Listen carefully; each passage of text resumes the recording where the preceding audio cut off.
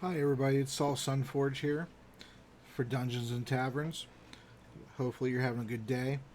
I just got home from work. I work overnights from 10 to 5, although on Sundays I work from 8 to 5.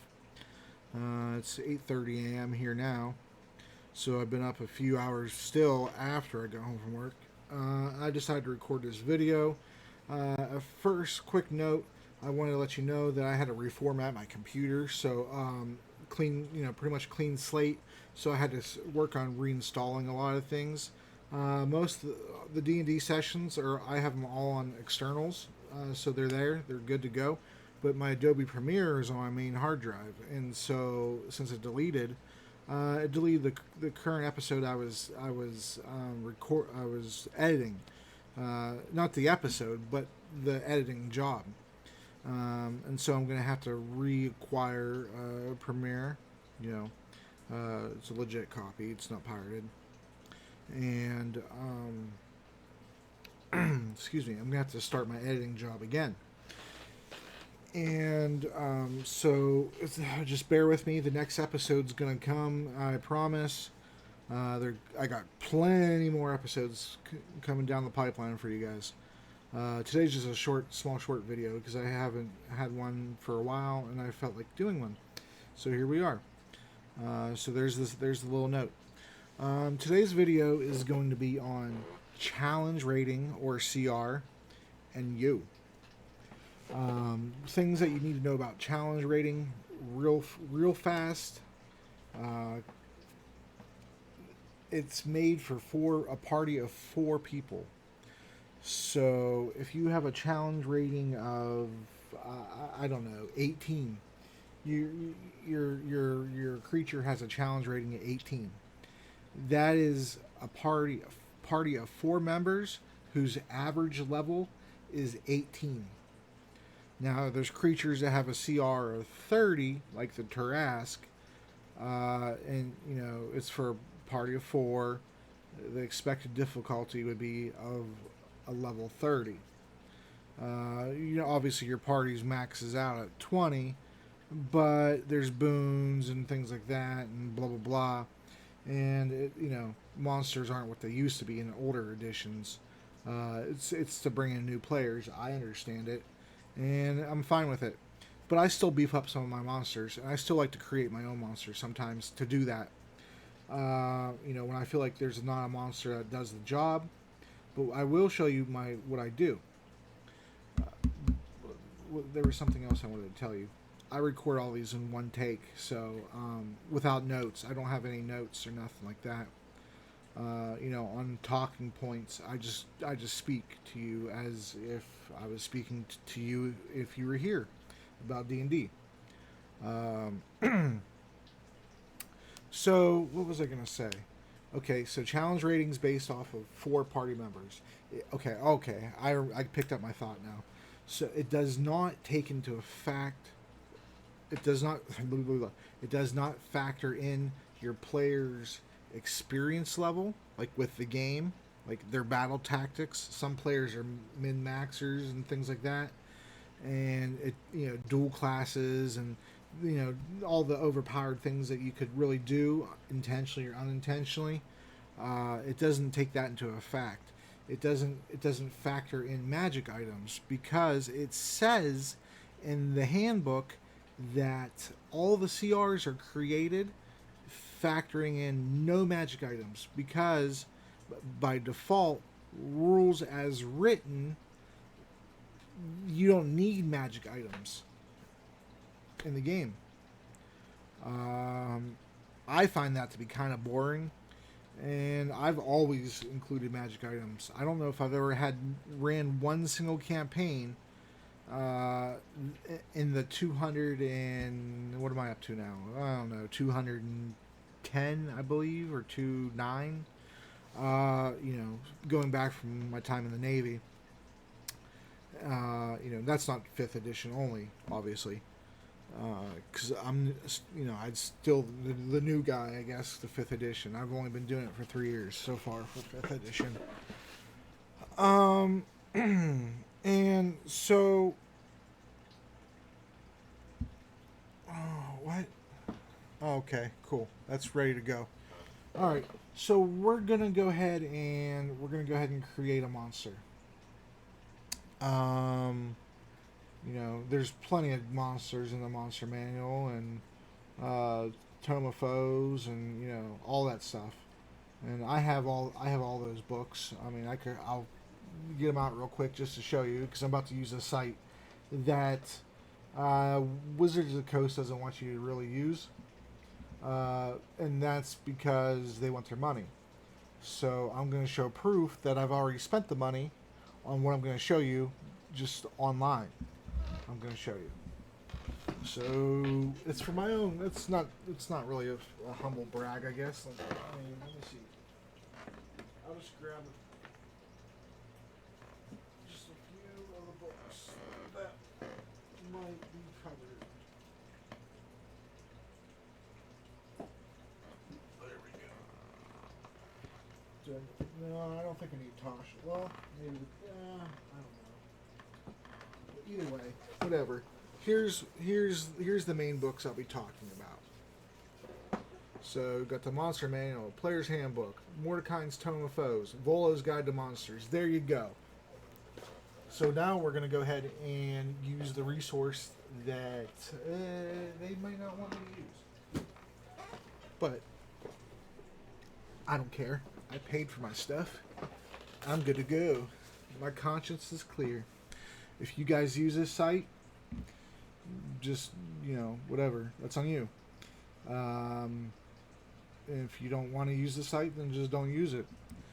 But let's go ahead and switch out to the main screen. There we go. I had to reinstall OBS and stuff too. So hopefully it's all working out good. Hopefully you can hear me pretty well. Seems like it. Okay, so we picked... Oh yeah, we did. While we were talking. Zariel. She's the fallen angel who now controls the first level of the hells, 9 hells, however you want to call it. She controls Avernus, the first layer.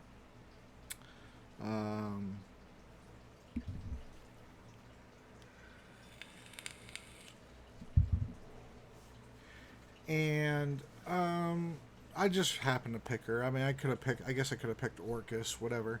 We'll even look at Zariel and then Orcus, and then we'll do something pretty cool. All right, so let's put this over here for now.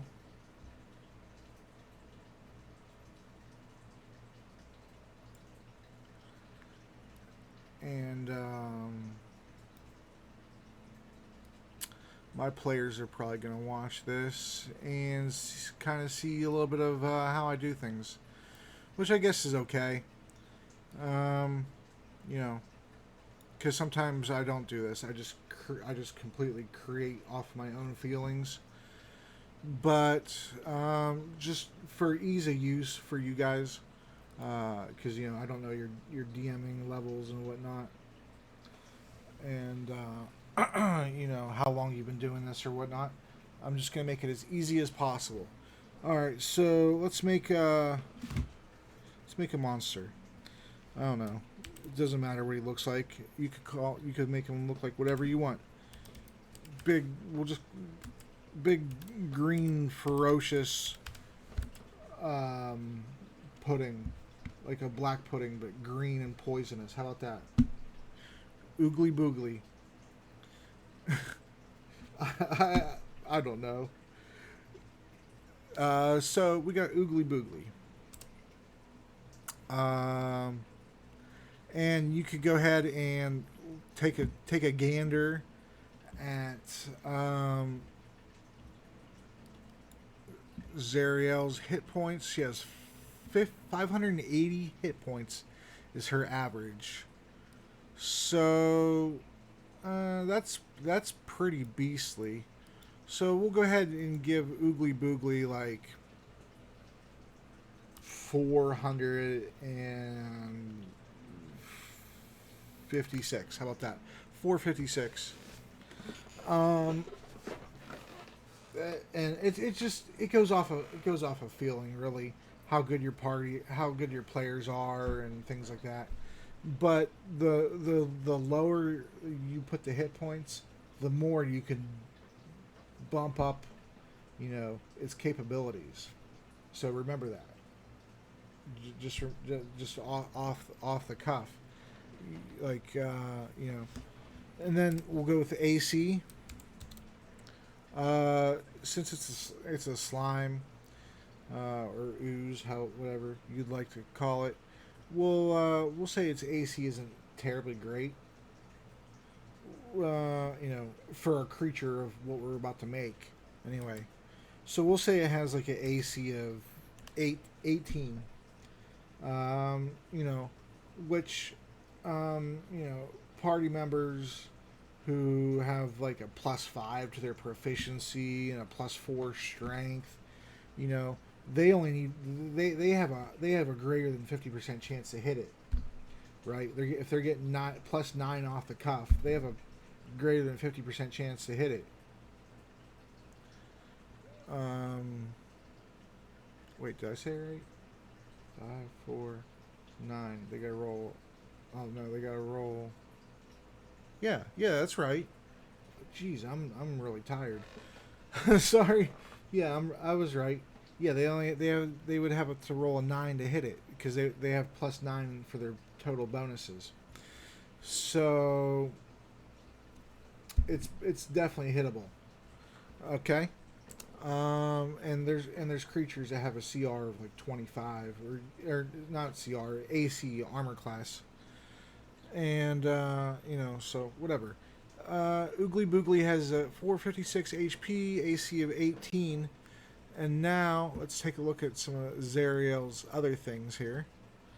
The strength, Dex, Con. You don't necessarily even really need to have those.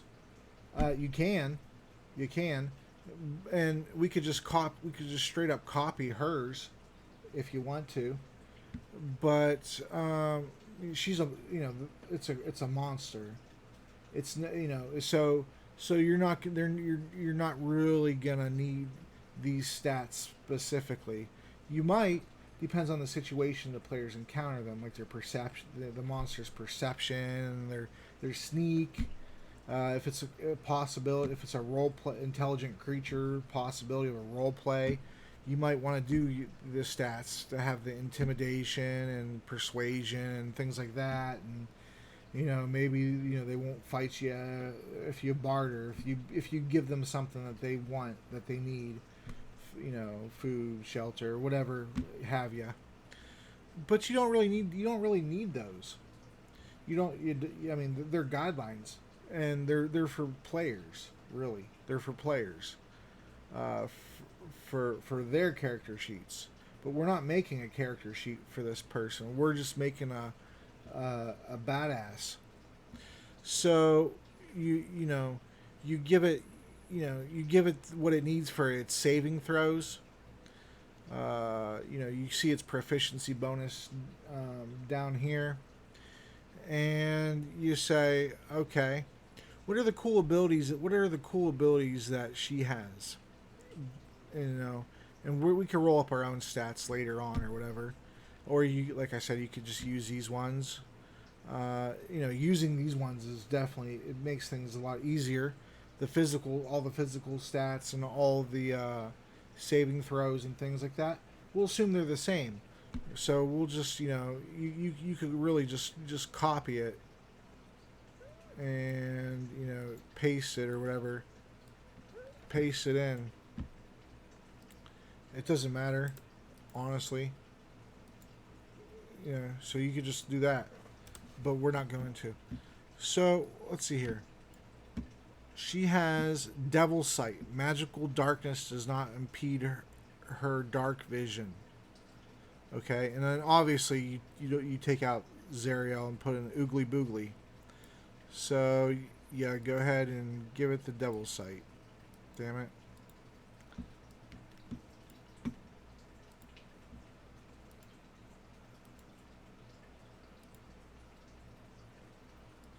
Evil Sight, Devil Sight, and you don't even have to call it Devil Sight. You could call it whatever you want, really. You know.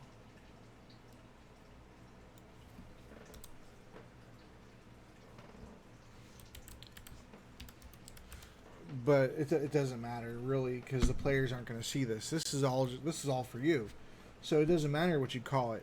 You call it, you know, echolocation, you know, farting, whatever you want. Really, I was being silly with it, but you really call it whatever you want. All right, so Devil's Sight, that's pretty good. That's not really gonna. That's not gonna change the CR though. So we want some good things here.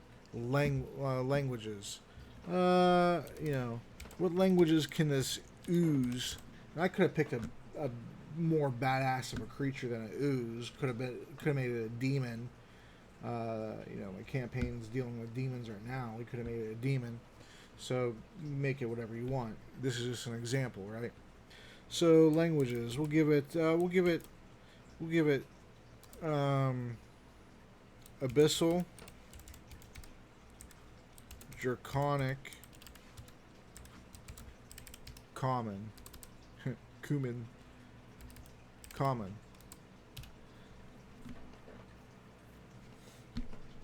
And that's only necessary if you're gonna roleplay with the creature. If you're not, you don't even need that. I'm trying to eliminate steps for you guys. So you start thinking about these things like, oh yeah, I don't even need that. What the hell do I need that for? You don't. You don't need most of this stuff. Okay? So then immunities. And these, you know, depending on if you're trying to make a creature to screw your players, screw with them, you know, you don't really need to make it that, you know, going off of, okay, so what are they weak against? You know, what type of weapons do they use? And then make a creature that opposes all of that, so they feel helpless. Save that for the end, or maybe like, you know, the last two bosses or three bosses of the campaign. You know, so just you know, don't think too hard on what your players have to counter it. You could, I don't. So we'll say it's immune to cold. It's immune to poison damage. I think I spelled that wrong. Poison. And it's immune to necrotic. So ice, poison, and pretty much tons of creatures in the game have necrotic. That's like demons, devils, most of the undead. You know, necrotic's a pretty big one for creatures. So for him to have it, it kind of makes sense that he'd be immune to it. You know, because he's a ooze, but you know, whatever, you can make him whatever you like. Okay, and then condition immunities. I include these all on the same line when I write it in my notebook.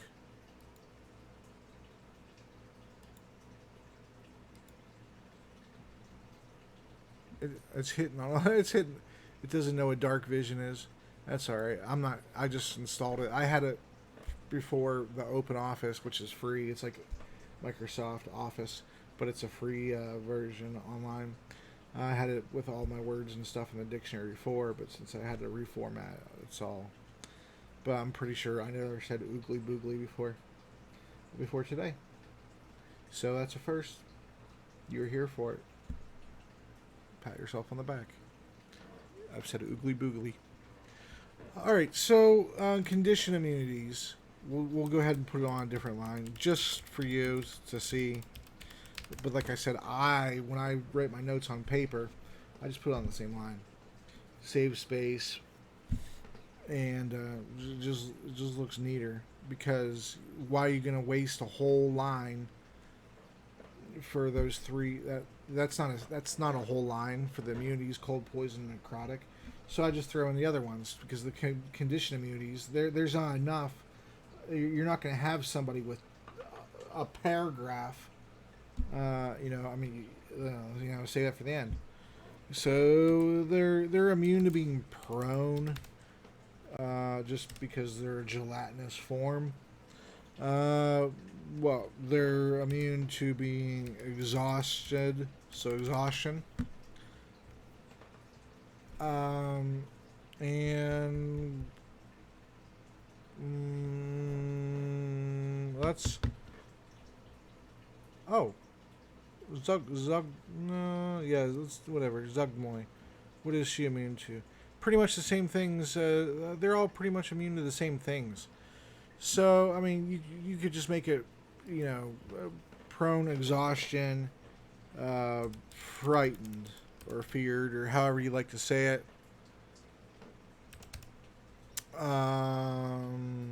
That's fine. That's fine for the example. Gives you an idea. But the meat and potatoes, let's go cover that. Because I don't like to make my videos longer than they need to be. I'm not one of those people. I try not to be anyway. So let's go ahead and just go right to the meat and potatoes, huh?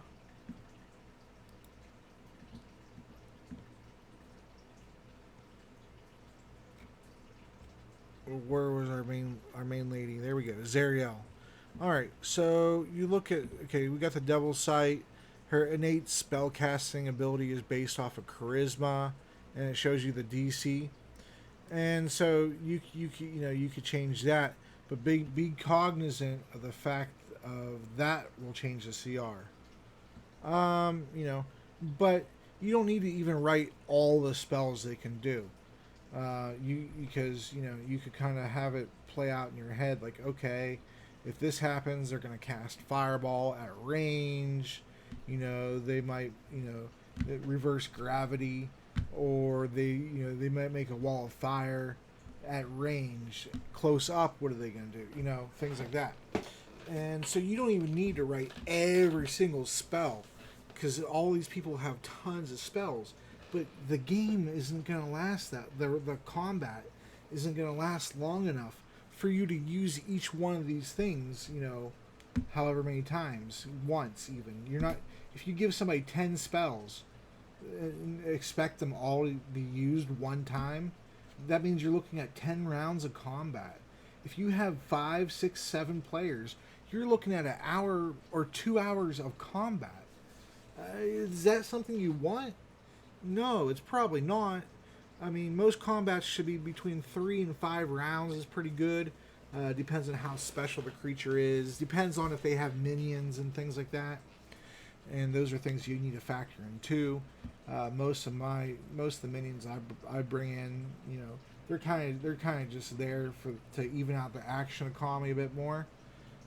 They might not be a true threat one-on-one, surely, but they're taking your attention away from the main villain, right?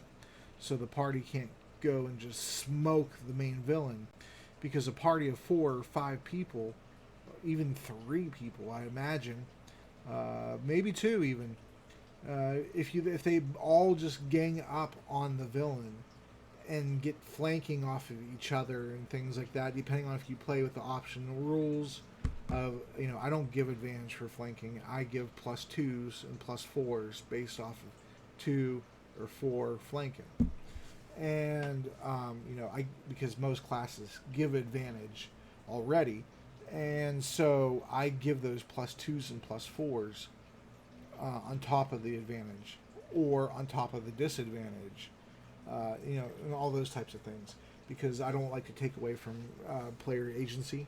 And if their class already has these things that give them advantage, I don't want to already give them an advantage, and then they'd be like, oh, I can't do this on my class because I already have advantage. Why the heck would I do it? So it's one of those things. But back to what I was saying. Alright, so you want to look at some of the cool abilities here. Regeneration, 20 hit points at the start of each turn. And then if she takes radiant damage, this trait doesn't function on the start of her next turn. And then she starts her turn with 0 hit points and doesn't regenerate. That's the only way she could die. We could take some of that out, obviously. The part where you regenerate if you hit 0 and then can't regenerate. I mean, trolls and things have that. Some enemies have that stuff, but and you can lower or even raise the amount that they regenerate at the start of the turn, or you can even make this a legendary action so that it doesn't happen every single round like clockwork, no matter what. And that they'll still get you. The creature will still get utility from that ability, but it's not gonna be a grind fest that this is meant to be. Um, and so you could go ahead and raise and reduce fire damage and things like that. All right, so a longsword plus 16 to hit. Ooze is not going to have a longsword. Okay, so put attack, and then a pseudopod. It's a plus. What was it? A plus 16 to hit. Yeah. Yeah, it was because it's a plus. Yeah, because it's a plus 8 proficiency bonus and a plus 8 strength. And a good way for you to figure out your bonuses, by the way, just as a kind of like an aside, is you take your ability score. Let's say 30. Divide it in half, so it's a 15, and then subtract 5, so it's a plus 10 to the ability score. Yeah, yep, I was right. Okay, there we go. Yeah, so and it works for any ability score, even the odd numbers, because in D&D, you round, so you round down. So a 13 and a half, say you round it down to 12 and a half, 6 minus 5, it's a 1. So it's a plus 1. Because 10 and 11 is the base score. 12 and 13 is a plus 1. So it works. It works for every number. Try it. You'll save yourself a lot of time. Okay, so the pseudopod, so it's a plus 16 to attack. Then let's look at Zariel's longsword. How much damage? I don't even know how big of a creature she is or anything like that. I imagine she's probably medium. It's 2d8 plus 8 slashing damage plus 8d8 fire. That's her sword. Okay, the pseudopod doesn't have to have fire. Obviously, you can make it a corrosive attack. You can make it an acid attack or something like that. So, the pseudopod itself does 2d8 or 2d6 or whatever you want to make it. And then plus their strength modifiers. And so we'll say this creature's pretty strong. It's not the strongest it could be for sure. So we'll say 2d6 plus 4. And this is weaker than Zariel, so it's not going to be the same CR. But you could do things to boost it up with legendary actions. We'll get there in a moment. Okay, so 2d6 plus 4, and that would be bludgeoning. You're getting whapped. Boom.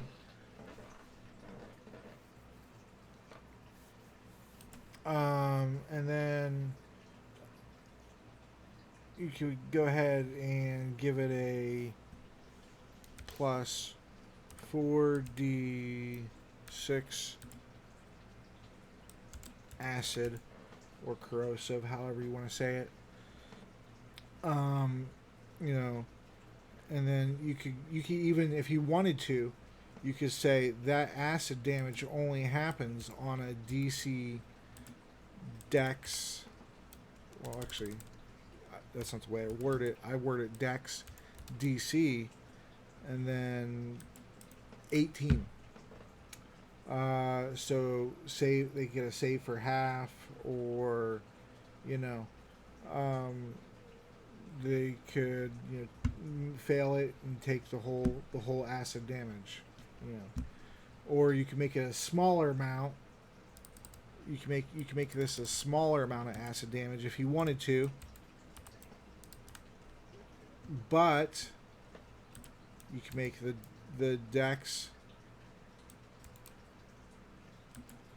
a whole lot higher if you wanted to.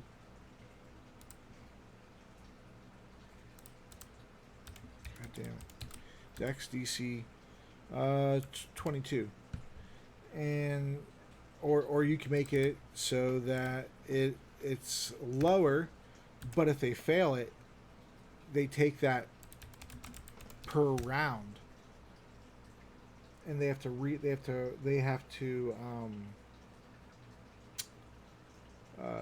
you can make it a dex up front and turn it into a con then the following rounds. Do whatever you want. There's no rules against any of this stuff. And it makes interesting it makes it super interesting. Is there creatures where the save it turns into a different save once you fail a first save? Would something happen if you failed both saves? Those are up to you to think of. Maybe if this creature with its corrosive damage knocks a player down to 0, they don't get death saves. They immediately just liquefy, and they're just a puddle with some bone fragments.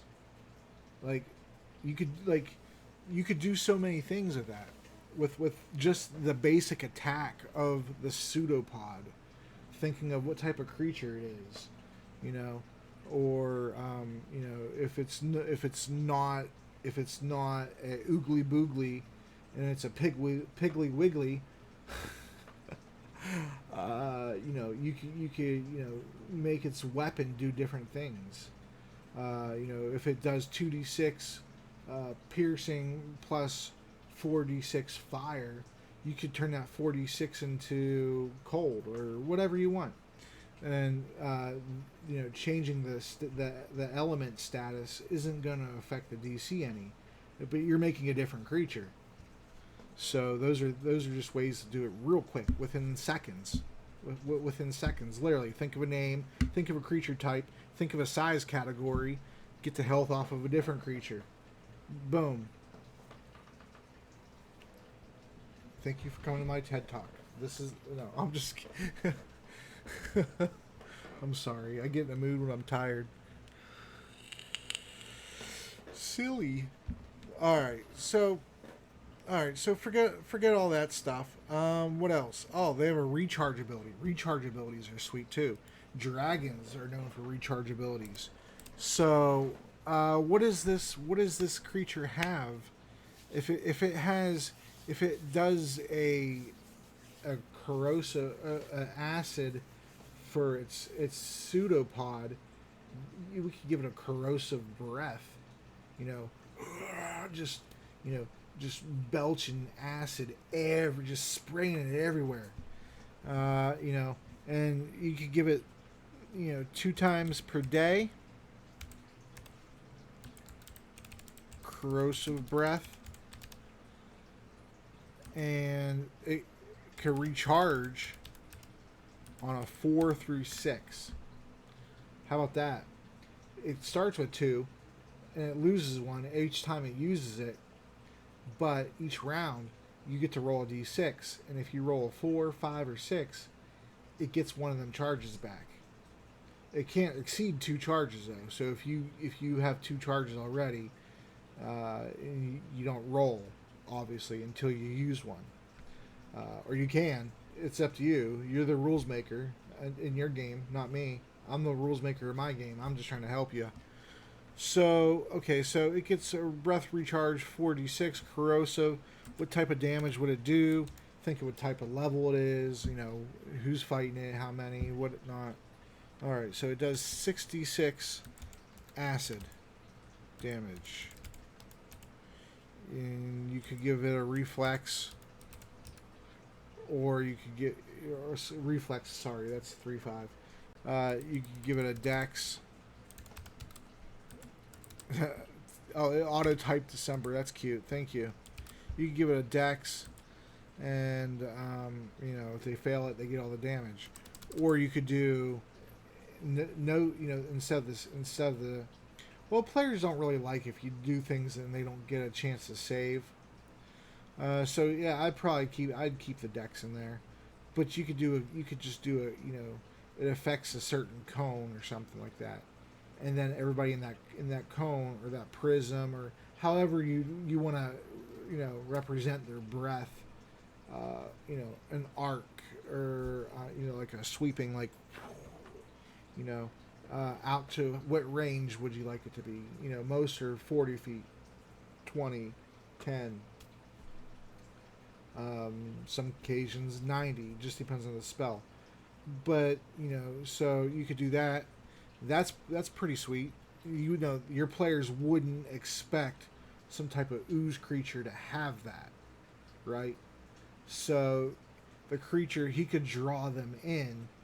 And the way you could kind of draw them in is by making him slower. Since he's a ooze, he's not going to have no 60 feet or 90 feet or anything like that.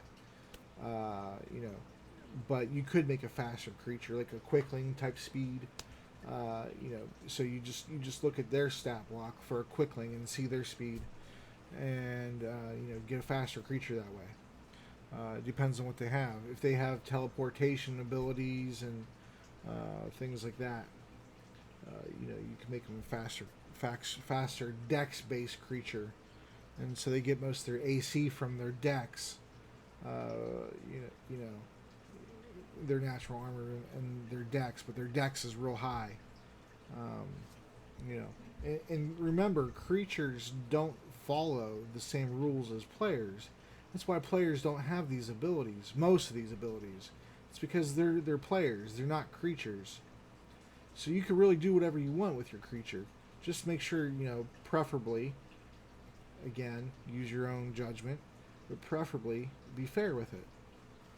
Make it so that there's ways out, or there's creative ways to make it easier for the party, or maybe let them do some type of research or gain lore books or something in your campaign. I actually write actual, not an actual book. I'm not crazy. I don't have that kind of time anymore, but I write a paragraph or two as a representation of the book. Of information that they're going to glean from it, and then I send it to them over Discord for every time they find a book or a map or clues or whatever. Okay, so Zariel has teleportation. We're not going to give the ooze teleportation. You can, again, but that's on you. We're going to try to get to the meat and potatoes. Legendary actions. You can take 3 legendary actions. And that's not even a hard rule. You could give them more legendary actions if you have more players, if you want to. That's going to increase the difficulty for sure. You're trying to put the pressure on your party, right? You want to say, okay, no, this creature has 4 legendary actions.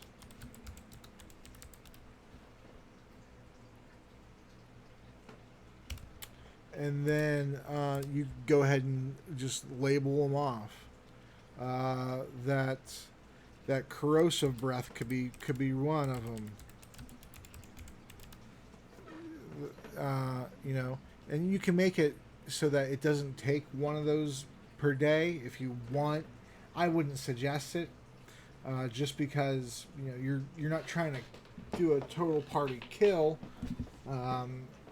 Preferably. Because this isn't going to be the main baddie of your campaign or nothing, but you want it to be formidable. So if you do make the corrosive breath take legendary actions, then I would probably recommend taking out this whole recharge mechanic and things like that. Okay, so then what would another pretty cool legendary action be? What the heck was that noise? It sounded like somebody popped their tire. Or popped a whoopee cushion outside. Okay, so for a speed dex based character, we could put it for a teleport. You can teleport. Creature can teleport 60 feet, and you give it a cost. Okay, if they have 4 legendary actions, how many does that teleport cost them? Because they're moving out of phase. They're moving when somebody else is moving. So that you don't. It doesn't have to. All these don't have to cost 1 legendary action. The stronger they are, generally, the more legendary actions you'll have a cost. You know, obviously we're not going to give that to the ooze, but that's just I wrote it as I was saying it, just so as a representation. All right, so you don't have to give it regional effects or layer actions if you don't want to. If they're fighting it in its layer, then you give it layer actions. If it's like a heavy creature, you could give it like a stomp or something, and every creature within a certain feet, they have to make their strength save or fall prone. That's a pretty basic one. That's pretty cool though, right? It's a huge creature. It stomps and it cracks the ground asunder underneath its foot. Roll a strength save, and your fighter, your barbarian is probably gonna pass, and your mage or they're gonna probably fall prone or something like that. Um, it's pretty cool. Or you could, what else? Let's combine. That's enough from Zaria. Let's combine her with what does Orcus have? Let's look at Orcus because they're the same CR. So what does Orcus have?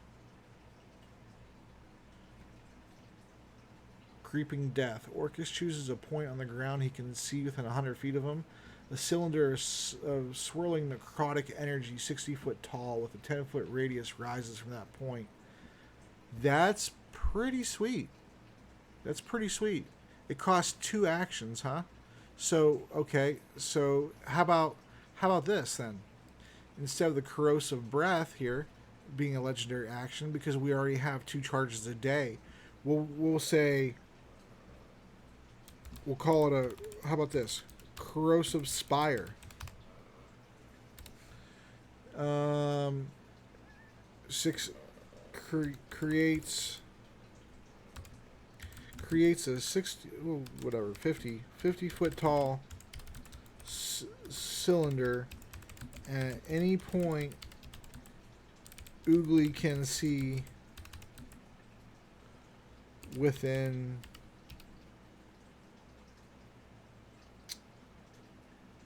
100 feet of it. The cylinder of it. The cylinder is full of a toxic, choking gas. you know, and you could make them take a con save on that, and if they fail, then they spend their turn coughing and gasping for air in the cylinder, and say each turn, if you for 2 legendary actions, you can move that cylinder, or it stays on the board where it's at for 1d4 rounds. Or and say you could create multiple cylinders, so you have the map over here and here, so you're doing board control. So even though your ooze is slow, you're controlling pieces of the board, right? So you're affecting the action economy because those players have to figure out how to deal with getting around those spaces, right? And then say you have some skeletal enemies or some since this is a boss ooze, you call your henchmen or black pudding, green ooze, slime, whatever you like. But so for two legendary actions, You call in your allies. Oozes drop from the ceiling, and form on the ground in front of you. Um, and then that would be a pretty cool ability to use in conjunction with the Corrosive Spire.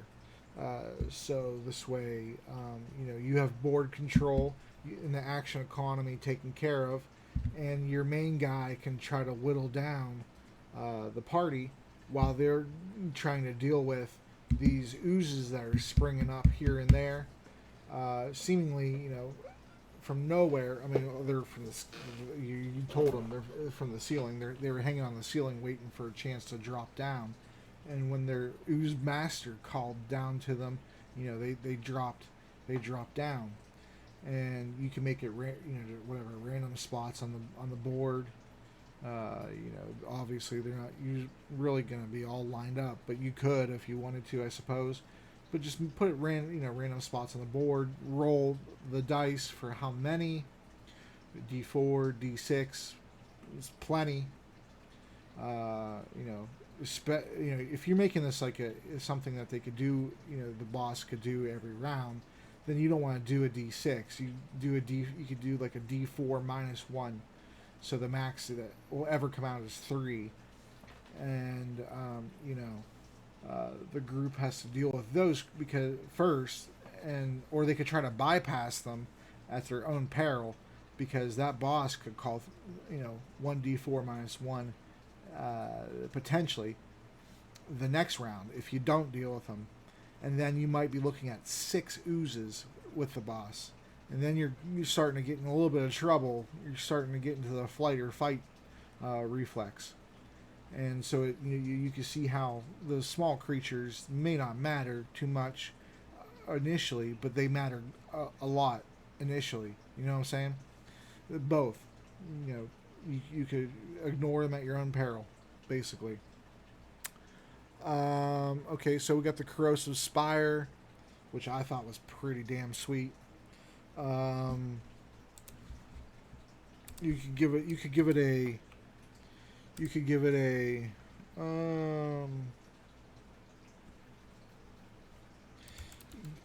What do we got here? Acid Spike.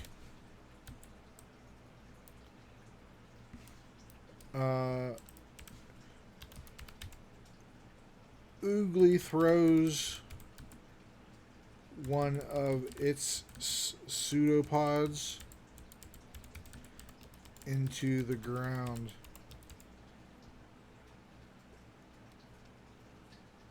And an area it wants within 20 feet. That seems fair. Within 20 feet. Spike rises from the ground under that spot.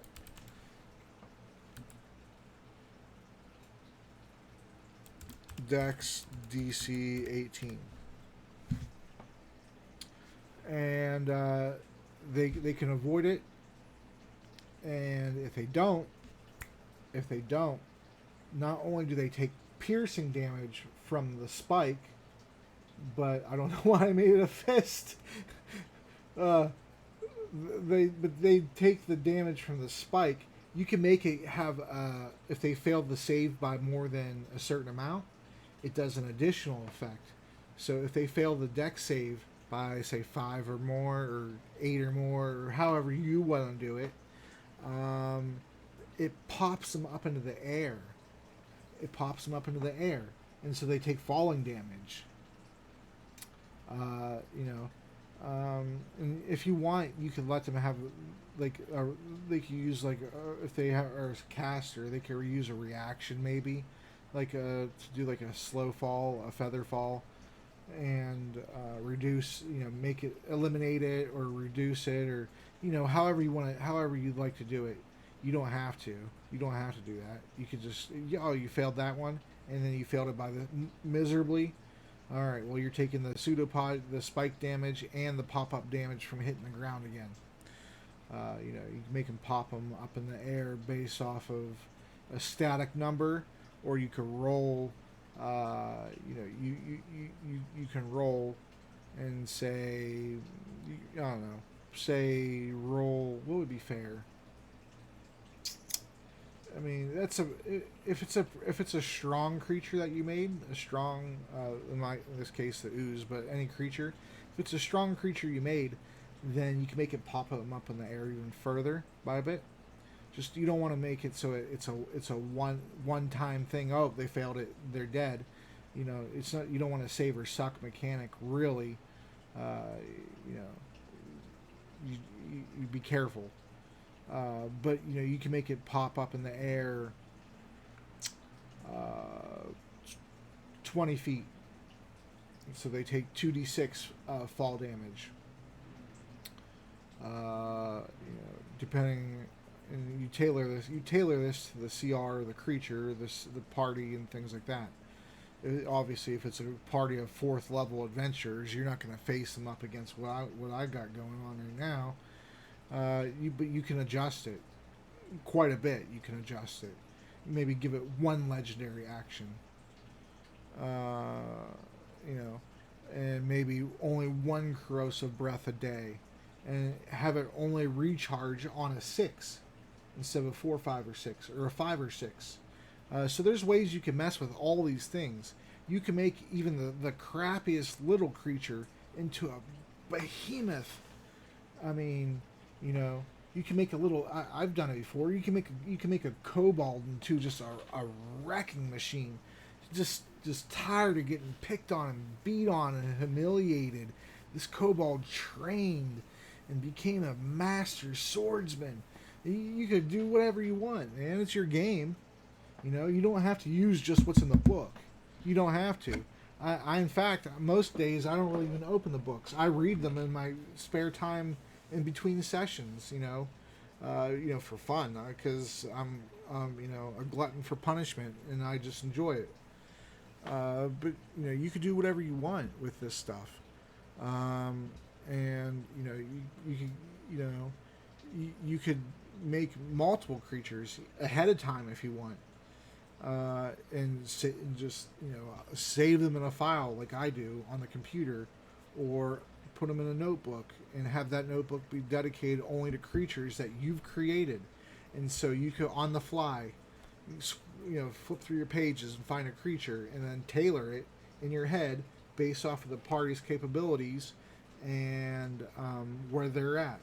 You know, roughly you could say, oh, everybody has, you know, the max HP of the party is 61. You know, the lowest one's 28.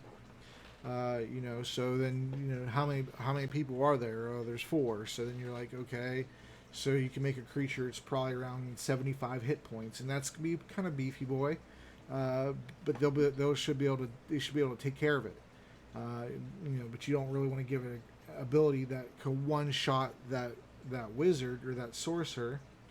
You know, you want to give the party chances to kind of get around the battlefield and kind of negotiate the battlefield, unless it's a situation you're creating to up the tension.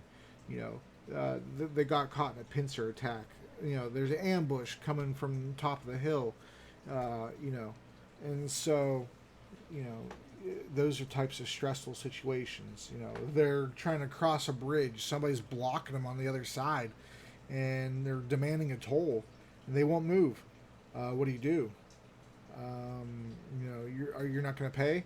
Okay, so then they just start cutting the ropes of the bridge. You know, and then you're on the bridge, and you have enemies on both sides. You know, and they're cutting you know, you don't have to have them cut on both sides at the same time. You could, and it just falls flat. But I kind of like to cut from one side and make it slam up against whatever the bridge was crossing, the cavern. You know, and those are fun things for the party. You know, it's not just a generic fight. See, I'm giving tips within tips. Tipception. Instead of inception, tipception. Giving tips and tips. So that's pretty good. I mean, you know, this video is already longer than I planned on it being, but Most of these subjects I try to cover with as much detail as you need, not as much detail as I want you to have, because I want you to use your I just want it to trigger your imaginations. You don't. I'm not trying to have you copy me. You could. I don't mind, but I want you to more importantly, use your imaginations and start thinking about things. Start thinking about the type of creature you're making, what the environment is. Can they use the environment to their advantage? Is the creature out of territory? Is it out of position? Why is it out of position? Is that going to lead to further adventures? Those are all things that you need to think of, and you'll be able to start thinking of the more you DM. And if you're a new DM, hopefully I can help you on your journey, because I like helping people. It's just, I don't know, it's just who I am, I guess. So hopefully I helped you. And if I did help you, leave me one of these. And if I didn't help you, leave me one of those. I'm just kidding. Okay. I better. Excuse me. I better go to sleep. I'm too much. I gotta go. I'll see you guys later. My voice is starting to go. Do you hear it? I don't know how. I mean, I've DM'd 8, 12, 24-hour sessions before. And I'm not even doing a character voice or nothing. It's starting to go. So I better get out of here. I'll talk to you later. Thanks for watching. I'll see you soon. Yeah.